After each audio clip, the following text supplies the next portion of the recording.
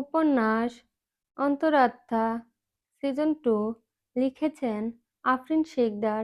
পর্ব সংখ্যা 12। আবুল ঘটক কোনোরকম প্রাণ হাতে নিয়ে মাঠ দিয়ে দৌড়ায়। আহাদ মির্জা ভাইকে থামিয়ে বাসায় টেনে আনে। লাজুক চোখ মুখ কুঁচকে দাঁড়িয়ে আছে। আবারও তার প্ল্যানিং ব্যর্থ। আরহাম তো তার আপন ভাই নয়, তাহলে বিয়ে দিতে সমস্যা কোথায়? তার এত রিস্ক নিয়ে গরু চুরি করাও কাজে দিল না। গাল ফুলিয়ে উপরের দিকে হাঁটা শুরু করে। সীমান্ত রাগে ফুসফুস করছে। জোরে সুরে শ্বাস টেনে বলে, আমাদের বাড়ির ছেলে মেয়েদের নিয়ে উল্টোপাল্টা কথা বললে সেই জিহ্বা আমি সীমান্ত কেটে কুকুরকে দিয়ে খাওয়াবো। আহাদ ভাইকে সান্ত্বনা করে বলে, আরে এত রেগে যাচ্ছ কেন? সেদিন আমিই বলেছিলাম ছেলে মেয়েরা বড় হয়েছে, ভালো পাত্র পাত্রীর সন্ধান পেলে যেন জানাই আমায়। ও হয়তো ভেবেছে আমাদের ভাইদের ছেলে মেয়ে আছে, তাহলে আমরা কেন বাইরে খুঁজতে যাব? তাই বলে ভাই বোনের বিয়ে নিয়ে আসবে? ওর ঘটকালি আমি ছুটিয়ে দেব। আজমল মির্জা ধমকে থামে সীমান্তকে। রাজবাড়ি গলায় বলে, এত উত্তেজিত হওয়ার কিছু নেই। এত রেগে যাচ্ছ কেন? লাজুক আর আঠামের বয়সের ব্যবধান দেখেছো? আর তাছাড়া লাজুক সবে 16তে পা দিয়েছে। ওর বিয়ের বয়স হয়েছে নাকি? ওরা বললেই বিয়ে দিব নাকি? সীমান্ত সোফায় ধপ করে বসে, মাথা নিচু করে ললাটে আঙ্গুল ঘষে, দাঁতে দাঁত চেপে বলে, ইচ্ছে করছে ওর ব্রেনের উপর গুলি করে খুলি উড়িয়ে দিই। যে ব্রেন দিয়ে এসব মাথায় ঢুকিয়েছে ও। ওর মাথায় ঢুকানো হয়েছে চাচাজান। সীমান্ত চট করে চোখ তুলে তাকায় আরহামের পানে। বিড়বিড় করে বলে, মানে কি বলতে চাচ্ছ তুমি? মানে হলো আবুল টাকা ছাড়া কোনো বিয়ের কাজ করে না বা নাক গলায় না। এখানে স্বার্থ ছাড়া আসেনি। কেউ তো অবশ্যই তাকে হায়ার করেছে। মানে? আসছি আমি। আরহাম কফির মগ টেবিলের উপর রেখে হনহনিয়ে হাঁটা শুরু করে। আজমল মির্জা ভ্রুযুগল গুটিয়ে বিড়বিড় করে বলে, এর আবার কি হলো? সীমান্ত ইশারায় বুঝে সে কিছু জানে না। লাজুক রুমে ঢুকতেই বিছানায় বসে উসখুস করছে। ওনার কোনা হাতে পেঁচিয়ে মুখ ভার করে বসে আছে। বিছানার পাশে রাখা চিত্রার ফোনখানা হাতে তুলে সোনালীকে কল করে। সোনালী কল রিসিভ করতে সময় নেয় না। উদ্বিগ্ন স্বরে বলে, কিরে সবাই রাজি হলো? লাজুক কাঁদো কাঁদো গলায় বলে, আর রাজি? ছোট চাচা যান যেভাবে দৌড়ানো দিয়েছে ঘটক সাহেবকে, আর এ আঙিনায় কখনো পাবো বলে মনে হয় না। কি বলিস, কি হয়েছে খুলে বলতো? লাজুক নিরেট স্বরে সবটা খুলে বলে সোনালীকে। সোনালী থ হয়ে দাঁড়িয়ে থাকে কিছু সময়, ফের হু হু করে হেসে ওঠে। অস্পষ্ট স্বরে বলে, দেখলি তো, বাসার সবাই তোদের ভাই বোনের চোখে দেখে। তুই মাথা থেকে আরহাম ভাইয়ের ভূত নামা। আর তাছাড়া আরহাম ভাই নিজেও তো তোকে চায় না। ফালতু কথা বলবি না সোনালী, তোর সাথে কথাই বলবো না। রাজীব কল কেটে ফোন ছুঁড়ে ফেলে দূরে। বিছানার কোণা দুই হাতে দিয়ে চেপে ধরে গভীর চিন্তায় মগ্ন হয়। এমন সময় রুমে প্রবেশ করে আরহাম। দরজা খট করে খুলে এগিয়ে আসে। কাঠের চেয়ার টেনে পায়ের উপর পা তুলে বসে। লাজুক ভয়ে কেঁপে ওঠে। কাঁপা কাঁপা স্বরে বলে, আপনি এখানে? কত টাকা আবুলকে দিয়েছিস? টাকা? আমি আবুলকে টাকা দিতে যাব কেন? সত্যি কথা বল লাজুক। লাজুকের হার্টবিটের আওয়াজ বেড়ে যায়। ভয়ে গলা শুকিয়ে কাঠ। অস্বীকার করে বলে, আমি আবুলের বাড়ি চিনি না তো, টাকা কিভাবে দিব? খামারের বড় ষাঁড়টা আবুলের বাড়িতে গেল কি করে? লাজুক চমকায়। চকু চরক গাছ তার। আরাম জানলো কি করে? সে তো বেশ সাবধানে আবুলের বাড়িতে ষাঁড় নিয়ে গিয়েছিল। তুতলিয়ে বলে, আমি জানবো কি করে? তোর বলদামি কবে যাবে লাজুক? খামারে সিসি ক্যামেরা লাগানো আছে। তোর গোবর ভরা মাথায় এটাও ঢুকে না যে ওখানে কিছু করলে সেটা আমার চোখে পড়বে। লাজুক ক্রমশ তুতলায়। বাকশক্তি হারায় যেন। খামারে সিসি ক্যামেরা লাগানো আছে, সেটা সে জানে। তবুও এমন একটা আকাম করে ফেললো। আরাম চেয়ার ছেড়ে লাজুকের পাশে এসে দাঁড়ায়। লাজুকের বাহু খাবলে ধরে টেনে তুলে। বেতে চোখ মুখ খিচে নেই। ভয়ে থরথর করে কাঁপছে সর্বশরীর। বাঘের হাতে পড়েছে সে। এখানে কেউ নেই তাকে বাঁচানোর মতো। আর তাছাড়া যে গন্ডগোল ঘটিয়েছে সেটা বাড়ির কেউ জানলে লাজুকের হাড্ডি ভেঙে দিবে। আরহাম গম্ভীর গলায় বলে, আবুলকে ষাঁড় কেন দিয়েছিস? তোর লজ্জা করে না নিজের বিয়ের জন্য ঘটক ঠিক করতে? আমি নিজের বিয়ের জন্য ঘটক ঠিক করিনি। আরহাম আরো শক্ত করে লাজুকের বাহু খাবলে ধরে। লাজুক চোখ মুখ কুঁচকে ফেলে ব্যথিত গলায় বলে, ব্যথা পাচ্ছি কালু মানিক। আরহামের মুখোশটা আরো কঠিন হয়। কি বললি? কালু মানিক কাকে বললি? লাজুক জিহ্বায় কামড় দিই। তুতলিয়ে বলে, আপনাকে নয় আরহাম ভাই। আরহাম ভাই নয়, চিত্রা স্নেহের মতো ভাইজান ডাক। লাজুক চুপ করে দাঁড়িয়ে থাকে। আরহাম আরো জোরে ধমকে বলে, কি হলো ভাইজান ডাক? পরে ডাকবো আরহাম ভাই। আবার আরহাম ভাই, ভাইজান ডাক কিন্তু লাজুক। লাজুক মুখে কলু পাটে। কোনো রকম জবাব দেয় না। আরহাম একুল ওকুল না ভেবে লাজুককে চট করে পাজা কোলে তুলে নেয়। লাজুক অবাকের চরম পর্যায়ে। আরহামের পায়ের গতি বাড়িয়ে লাজুককে পাঁজা নিয়ে হাঁটা শুরু করে ছাদের দিকে। ছাদে পৌঁছেই ছুটে যায় রেলিংয়ের কর্নিশে। গম্ভীর গলায় বলে, ১ থেকে ৩ পর্যন্ত গুনবো। এর মধ্যে ভাইজান ডাকবে। না হলে নিচে ফেলে একেবারে উপরে পাঠানোর ব্যবস্থা করে দিব। লাজুক আরহামের গলা ২ হাতে শক্ত করে চেপে ধরে মিটিমিটি হাসে। আরহাম অবাকের চরম পর্যায়ে। রাশভারী গলায় বলে, হাসছিস কেন? আপনার কোলে বেশ আরাম পাচ্ছি। আরহামের মেজাজ আরো চরম পর্যায়ে উঠে যায়। গম্ভীর গলায় বলে, সত্যি সত্যি ফেলে দিব কিন্তু। ভাইজান ডাক এখনই। ফেলে দিলেও ভাইজান ডাকবো না। আরহাম হতাশ, চরম হতাশ। হাত আলগা করে ছাদের উপর ফেলে দেয় লাজুককে। কোমরে আঘাত পেয়ে লাজুক মৃদু চিৎকার দেয়। আরহাম রাগ নিয়ন্ত্রণ করতে রেলিং চেপে ধরে শক্ত করে। ভারী গলায় বলে, ২ সেকেন্ডে আমার চোখের সামনে থেকে বিদায় হবি। না হলে খুন করে ফেলবো আমি বলে দিলাম। লাজুক ব্যথা গিলে নিয়ে উঠে দাঁড়ায়। মৃদু পায়ে ছিলেকোঠা রুমের দিকে এগিয়ে যায়। দরজা ২ হাত দ্বারা শক্ত করে চেপে ধরে আবারও ঘুরে তাকায় আরহামের দিকে। মুচকি হেসে ডাকে, কালু মানিক। আরহাম ঘুরে তাকায়। লাজুক মিটিমিটি হেসে বলে, সাদা পাঞ্জাবিতে আপনাকে অনেক সুন্দর লাগে। আরহামের মুখভঙ্গি বদলায়। রাগ দেখাবে নাকি মারবে কিছুই টাহর করতে পারে না। তাড়া করতে ২ কদম এগিয়ে আসতেই লাজুক দৌড়ায় নিচে। আরহাম থেমে যায়। লাজুকের যাওয়ার পানে গম্ভীরভাবে তাকিয়ে থাকে। ফের আবার ঘুরে তাকায়, রেলিং ২ হাত শক্ত করে ধরে। দাঁড়িয়ে থাকে কিছু সময়। তার মধ্যে পকেটের ফোন বেজে ওঠে। আরহাম ফোন রিসিভ করতেই সৈকত ব্যস্ত গলায় বলে, ভাইজান, ডিআইজি কথা বলতে চায় আপনার সাথে। ক্লাবে আসতে পারবেন একটু? রাখ, আসছি। আরহাম দ্রুত নিচে নেমে আসে। রুমে ঢুকতেই ফ্রেশ হয়ে পোশাক বদলে নেয়। সাদা পাঞ্জাবি ছেড়ে গায়ে চাপায় কালো পাঞ্জাবি। ড্রেসিং টেবিলের সামনে দাঁড়িয়ে চুলে চিরুনি চালানোর ছলে নিজেকে দেখছে ভালো করে। পাঞ্জাবিতে চোখ বুলিয়ে চিরুনি নিচে নামিয়ে রাখে। আবার হেঁটে যায় সে আলমারির পাশে। আলমারির পাল্লা খুলতেই চোখে পড়ে তার বেশ কিছু সাদা পাঞ্জাবি। আরহাম একটা পাঞ্জাবি হাতে তুলে নেয়। কিছু একটা ভেবে কালো পাঞ্জাবি খুলে রেখে আবার সাদা পাঞ্জাবি গায়ে চাপায়। ধীর পায়ে হেঁটে যায় ড্রেসিং টেবিলের সামনে। নিজেকে খুঁটিয়ে খুঁটিয়ে দেখে নেয় কিছু সময়। কানে ভেসে ওঠে সেই সুমধুর কণ্ঠস্বর, আপনাকে সাদা পাঞ্জাবিতে সুন্দর লাগে।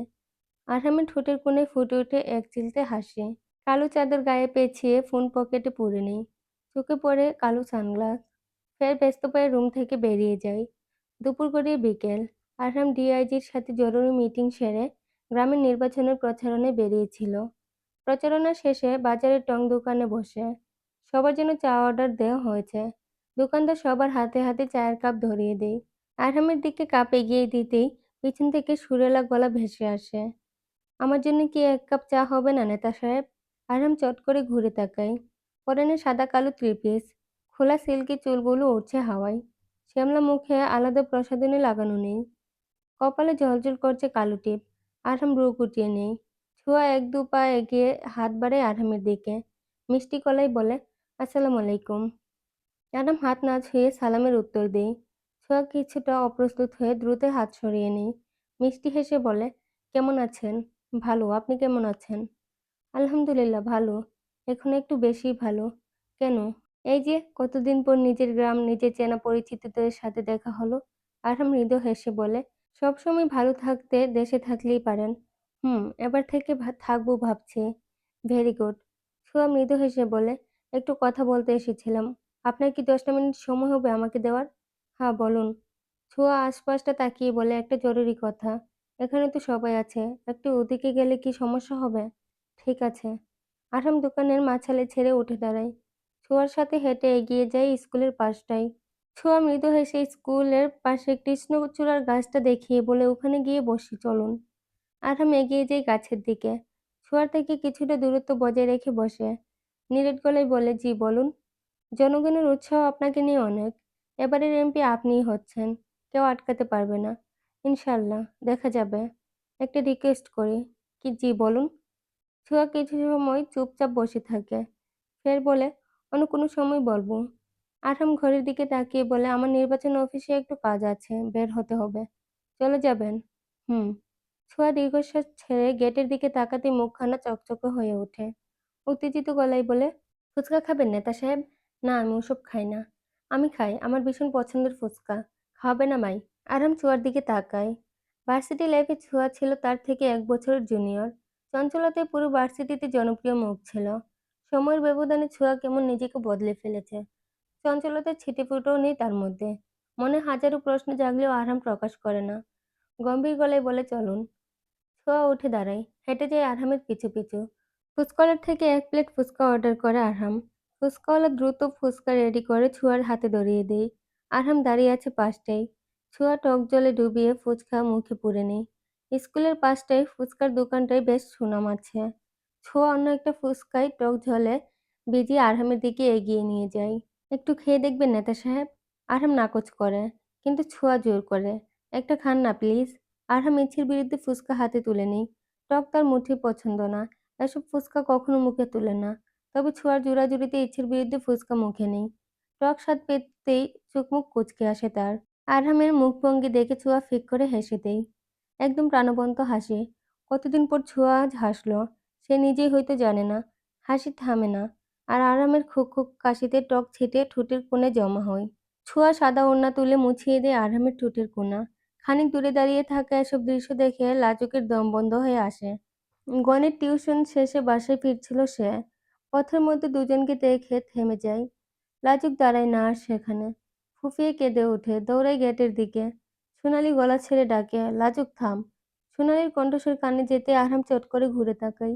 লাজুককে দৌড়ে যেতে দেখে বুকের ভিতর কেঁপে ওঠে। আরহাম ব্যস্ত পায়ে এগিয়ে যেতে নিলেই ছোঁয়া পিছু ডাকে। নেতা সাহেব, একটা জিনিস দেওয়ার ছিল আপনাকে। আমাকে এখনই যেতে হবে। এটা নিয়েই চলে যাবেন। ছোঁয়ার হাতে সাদা খাম। আরহাম কপাল কুঁচকে ফেলে। সন্দেহজনিত গলায় বলে, কি আছে এতে? আছে কিছু। এটা আপনি এখন খুলবেন না। নির্বাচনের শেষে শপথ গ্রহণ করার পর এটা খুলে দেখবেন। মনে করুন এটা আপনার প্রথম টাস্ক হবে এমপি হিসেবে। আমি যদি না থাকি তবুও টাস্ক কমপ্লিট করবেন আপনি। ধরুন আপনার কাছে আমার প্রথম এবং শেষ আবদার। আরহাম হামকানা পকেটে পুরে শান্ত স্বরে বলে, ঠিক আছে, সাবধানে বাসায় ফিরবেন, আসছি এখন। ওকে। ব্যস্ত রাস্তার মাঝ বরাবর লাজুক দ্রুত পায়ে হেঁটে চলেছে। অশ্রুতে টইটুম্বুর চোখের পানি মুছে নেয় বারবার হাত দিয়ে। বারবার দৃশ্যপটে ধরা দেয় আরহামের ছোঁয়ার সাথে হেসে হেসে কথা বলার দৃশ্য। তাহলে কি আরহামের বিয়েতে রাজি? আরহাম ভাই পছন্দ করে ছোঁয়াকে। সোনালি পিছু পিছু এক নাগাড়ে ডেকে চলেছে লাজুককে। লাজুক সোনালির ডাক কানে তুলে না। পথিমধ্যে লাজুকের সামনে এসে দাঁড়ায় আরহামের কালো জিভ। গম্ভীর স্বরে ভেসে আসে, গাড়িতে উঠ লাজুক। লাজুক আরহামের ডাকও তোয়াক্কা করে না। পাশ কাটিয়ে হাঁটা শুরু করে। লাজুকের এমন আচরণে অবাক হয়ে আরহাম। গাড়ি স্টার্ট করে লাজুকের পায়ের কাছে থামিয়ে দ্রুত নিচে নেমে দাঁড়ায়। ব্যস্ত গলায় বলে, গাড়িতে উঠতে বলেছি তোকে। লাজুক গম্ভীর গলায় বলে, আমি রোজ হেঁটে বাড়ি যাই, আজও যেতে পারবো। আরহাম শক্ত হয়ে চেপে ধরে লাজুকের হাত। ধমকে বলে, তেরামো সহ্য করবো না কিন্তু লাজুক। হাত ছাড়ুন। আরহাম আরো শক্ত করে হাত চেপে ধরে, দাঁতে দাঁত চেপে বলে, রাস্তায় সিন ক্রিয়েট করবি না। লাজুকের সর্বশরীর থরথর করে কাঁপছে রাগে। চিবিয়ে চিবিয়ে বলে, হাত ছাড়ুন ভাইজান। আরহাম চমকায়। লাজুক তাকে ভাইজান ডাকলো। দুপুরে যাকে ৩ তলা থেকে নিচে ফেলে দেওয়ার হুমকি দিয়েছে ভাইজান ডাকানোর জন্যে, তাও সে ডাকল না। সে হঠাৎ করে তাকে ভাইজান ডাকছে কেন? আরহাম অবিশ্বাস্য গলায় বলে, লাজুক। লাজুক তাকায় না আরহামের দিকে। হাত ঝাড়া দিয়ে আরহামের হাত থেকে নিজেকে ছাড়িয়ে নেয়। থপথপে পা ফেলে এগিয়ে আসে কয়েক কদম। ফের ভ্যান ডেকে দ্রুত ভ্যানের পিছনে বসে পড়ে। আরহাম বাকরুদ্ধ হয়ে থ হয়ে দাঁড়িয়ে থাকে। লাজুকের পানে দৃষ্টি অনড় তার। লাজুক উল্টো দিকে মুখ ঘুরিয়ে নেয়। ঘড়িতে সময় রাত ১০টা বেজে ৪৫ মিনিট। পরনে কালো ওভারকোট আর গলায় মাফলার পেঁচিয়ে চারুলতা পা টিপে টিপে সদর দরজার দিকে এগিয়ে আসে। দরজার হাত রাখতেই মুনিয়া বেগম গম্ভীর স্বরে বলে, এত রাতে কোথায় যাচ্ছ তুমি? চারু চমকায়। চোখ মুখ কুঁচকে ফেলে। সবার চোখ এড়াতে পারলেও মায়ের চোখ এড়িয়ে বাইরে যাওয়া দুষ্কর। মুনিয়া বেগম ততক্ষণে চারুর দিকে এগিয়ে আসে। বুকের উপর হাত ভাঁজ করে গম্ভীর স্বরে বলে, কোথায় যাচ্ছ? চারু উসখুস করছে। আমতা আমতা করে বলে, একটু দরকার মা। আমি আধা ঘন্টার মধ্যে ফিরে আসবো। এত রাতে কোথাও যাওয়া চলবে না চারু। এখন দিন সময় ভালো না। তুমি মেয়ে মানুষ। আমি কিছুতেই তোমাকে বের হতে দিব না। চারু হাত জোড় করে বলে, আমাকে যেতে হবে মা। প্লিজ আজ অন্তত আটকেও না। মেয়ের এই অস্থিরতায় মুনিয়া বেগম কিছুটা নরম হয়। নিরেট গলায় বলে, কি হয়েছে বলো তো? আমার উপর তোমার ভরসা আছে না মা? বিশ্বাস করো আমি যাবো আর আসবো। এসে তোমায় সবটা খুলে বলবো। বিবেকের তাড়নায় ধ্বংস হয়ে যাচ্ছি আমি মা। আমার মস্তিষ্ক আমি কিছুতেই শান্ত থাকতে দিচ্ছে না। মুনিয়া বেগম মেয়ের আপাদমস্তক পরখ করে বলে, ঠিক আছে যাও, আমি সাইমনকে ডেকে দিচ্ছি। তুমি ওকে সাথে নিয়ে বের হও। না মা, আমি একাই যাব। ভাইয়াকে নেওয়া যাবে না। চারু কথাগুলো শেষ করেই ব্যস্ত হাতে দরজায় কপাট খুলে বেরিয়ে আসে। মুনিয়া বেগম পিছনে ডাকলেও শুনে না সে। গেট পেরিয়ে সুনাইরা গাড়ির ভিতরে বসে আছে। সুনাইরা চারুর পানে চেয়ে গম্ভীর গলায় বলে, তোর মাথা খারাপ হলো কি করে সেটাই ভেবে পাচ্ছি না আমি। আমার তো অসহ্য লাগছে বস্তিতে যেতে। ওখানে গেলেই আমার গা গুলাবে, নোংরা পরিবেশ। প্লিজ কথা বাড়াস না। তোর সমস্যা থাকলে বল, আমি একাই চলে যাচ্ছি। উফ, সেটা বললাম কখন? আচ্ছা চল, যাচ্ছি। সুনাইরা গাড়ি স্টার্ট করে। চারু পাশে বসে জানালার বাইরে তাকায়। বুকের ভিতরের অস্থিরতা দমাতে তাকে সে যেতেই হবে বস্তিতে। মিনিট ২০ পর গাড়ি এসে থামে বস্তির পাশে। চারু গাড়ির দরজা খুলে নিচে নেমে দাঁড়ায়। বাইরে টিমটিমে আলো জ্বলছে। সুনয়না নেমেও আসে চারুর পাশে। ঠান্ডা স্বরে বলে, তুই চিনিস ওই বখাটের ঘর? না। তাহলে যাবো কি করে? কাউকে পেলে জিজ্ঞেস করব। এত রাতে এদের পাবি কোথায়? নির্ঘাত নাক ডেকে ঘুমাচ্ছে সবাই। চারু এদিক ওদিক তাকাতেই চোখে পড়ে দূরে টং দোকান। সেখানে এখনো আলো জ্বলছে। চারু আঙ্গুল তুলে দেখিয়ে বলে, ওখানে কাউকে নিশ্চয়ই পাবো। চল ওখানে গিয়ে কাউকে জিজ্ঞেস করি। চারু ব্যস্ত পা ফেলে দোকানের দিকে যায়। সুনেরা পিছু পিছু যায়। দোকানে বসে বৃদ্ধ মহিলা তসবি পাঠ করছে। চারু শান্ত স্বরে ডাকে, এক্সকিউজ মি। বৃদ্ধ ঘুরে তাকায়। তাসবি নিচে নামিয়ে ভাঙ্গা গলায় বলে, আমারে বলতাছো? আপনাকে। কি কবা? সুনেরা ভারী গলায় বলে, ওখানে ওই বকাটেটার বাড়ি কোথায় বলতে পারবেন? চারু থামায় সুনেরাকে। চোখ পাকিয়ে বারণ করে, ফের মুচকি হেসে বলে, আরিশ নাম ওনার। উনি কোথায় থাকে বলতে পারবেন? বৃদ্ধের মুখে হাসি ফোটে। ব্যস্ত গলায় বলে, ও তুমি দাদুভাইকে খুঁজতাছো? ও তো ওই যে সামনে তাহে। এইখান থাইকা ১০ ঘর পর পাবে। তরির ভাতের হোটেল। হোটেলের পাশে টিনের দুচালা ঘরটাই আরিশ আর ফাহাদের। এত রাতে দাদুভাইকে কেন খুঁজতাছো? একটু দরকার আছে। চারু সুনয়না বৃদ্ধাকে বিদায় জানিয়ে সামনে হাঁটা শুরু করে। ১০ ঘর পেরুতেই তরির ভাতের হোটেল চোখে পড়ে। দোকানের জিনিসপত্র গুছিয়ে সবে তরি দোকানে তালা দেওয়ার প্রস্তুতি নিচ্ছিল। তার মধ্যে চোখে পড়ে চারুকে। রাগে সর্বশরীর জ্বলে ওঠে তার। এগিয়ে এসে ভারী গলায় বলে, তোরা এখানে? চারু আমতা আমতা করে বলে, আরিসের ঘরটা কোথায়? ওনাকে একটু ডেকে দিবেন? কেন ভাইজান, কি দরকার তোর? অপমান মারধর করার আরো কিছু বাকি আছে নাকি? চইলা যাক কইতাছি। এইডা আমাদের মহল্লা। এইখানে ভাইজানের দিকে চোখ তুলে তাকালেও আঁশবটি দিয়া কাইট্টা ২ ভাগ কইরা দিমু। সুনেরা ধেয়ে যায়। রাগী গলায় বলে, কারে হুমকি দাও তুমি? তরিও এগিয়ে আসে সুনেরার দিকে। চারু থামায়। অনুরোধ করে বলে, প্লিজ বলুন ওনার ঘরটা কোনটা? আমি একটু কথা বলতে চাই ওনার সাথে। ভাইজান তোর মুখও দেখতে চাই না, চইলা যা।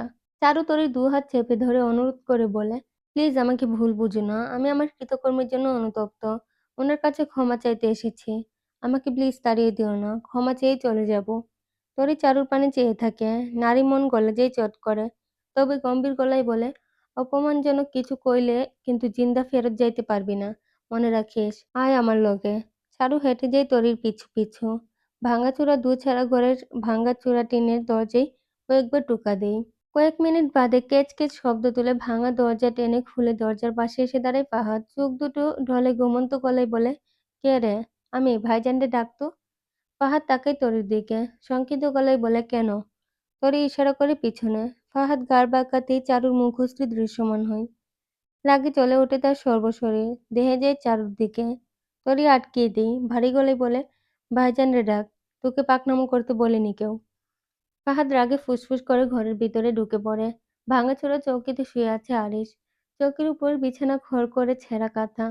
তার উপর ছেঁড়া পাতলা কম্বল গায়ে দিয়ে জড়োসড়ো হয়ে শুয়ে আছে আরিশ। ফাহাদ গম্ভীর গলায় বলে, উঠ, বাইরে আই। আরিশ পিটপিট করে চোখ খোলে। ছেঁড়া কম্বলখানা গায়ে পেঁচিয়ে বাইরে আসতেই চারুকে চোখে পড়ে। মুখশ্রী চরম বদলায় তার। আবার ঘরের ভিতরে আসতে নিলে চারু আটকায়। পিছু ডেকে বলে, শুনুন প্লিজ যাবেন না। দুটো কথা বলতে চাই আপনার সাথে। আরিশ আবার ঘুরে তাকায়।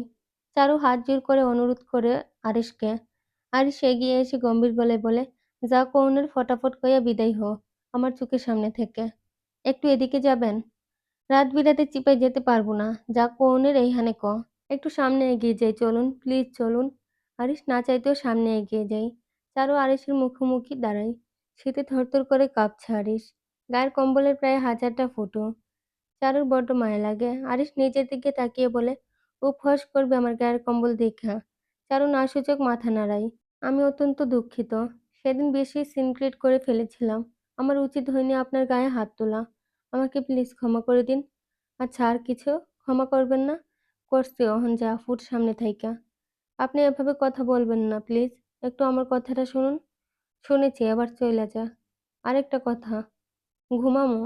আরিস চারুর কথার পাত্তা না দিয়ে এগিয়ে যায় ঘরের দিকে। তরির দিকে চেয়ে ভারী গলায় বলে, মাঝরাতে যার তার কথায় আমারে ডাইকা তুলবি না। অহন এদের বিদায় করে বাড়ি যা। আরিস ঘরে ঢুকতেই ফাঁদ হু হু করে হেসে ওঠে।